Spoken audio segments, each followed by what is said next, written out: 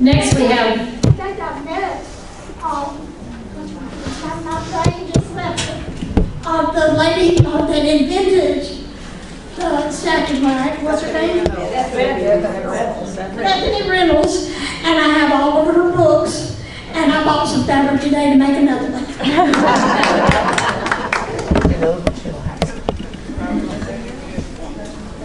next we have Marjorie Jones. Now Marjorie was nominated by Margie Hamilton. And I have quite a bit of information here about her.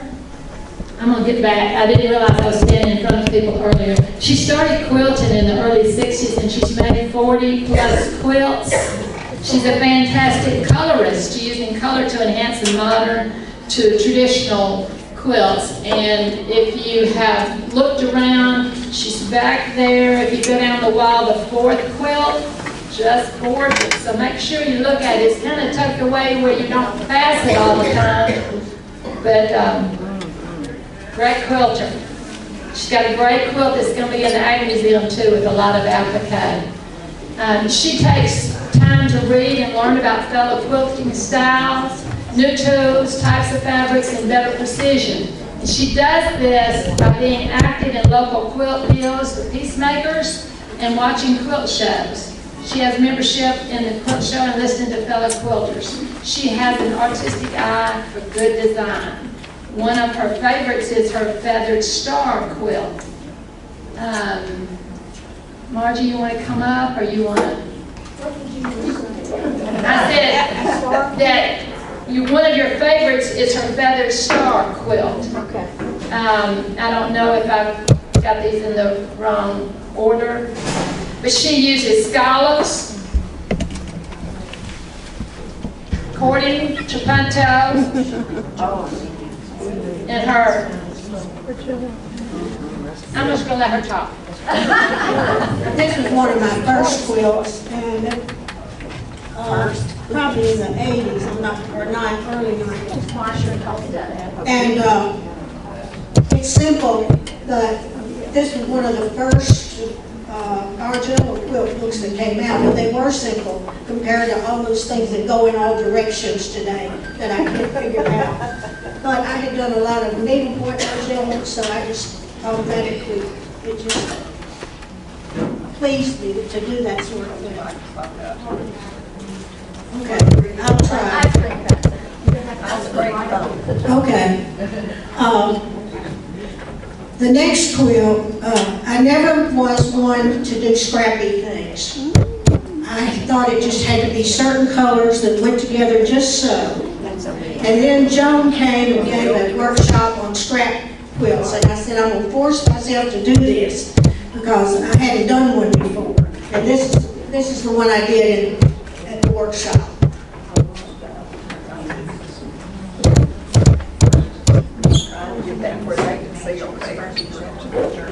Now this is another so-called scrappy quilt, but this is scrappy for me. It kind of looks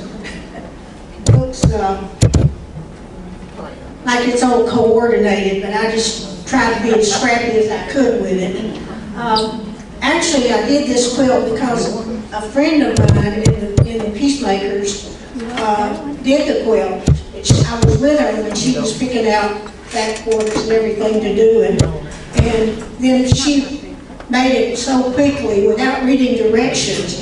She called and asked me if I would fix it for her. So I didn't particularly want to do that, but I just took her book and made my own. And when I showed this to her, she didn't even recognize it as being the one like she had made. And I couldn't fix it. It was too big of a mess. That's what John was saying. That's funny. I carried around a magazine. I guess it was the Quilter's newsletter for a long time. And it had a quilt on the front of it that I just loved. And it really didn't have the pattern inside. But I love the feathered star, I guess because it's so hard and you have to be so exact when you do it, or you come out with a mess.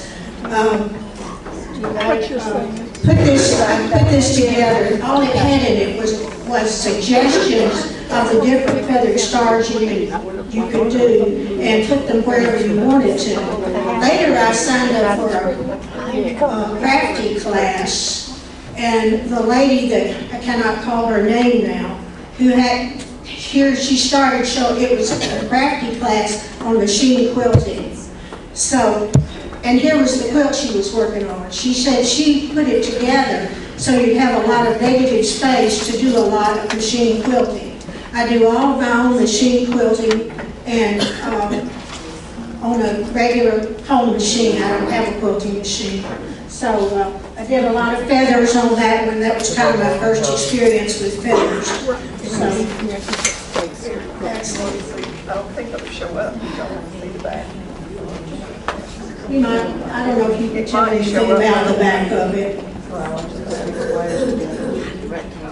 And one of my favorites was my grand finale back there. It's the pink and green one that you see over there on the left. That was a block of the month from the quilt show, I think from 2012. And I just did it along with when I was supposed to, and I finished it in the year. And it took me a long time after that to quilt it.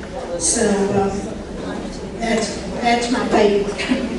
Besides the one that's supposed to be hanging at the ankles.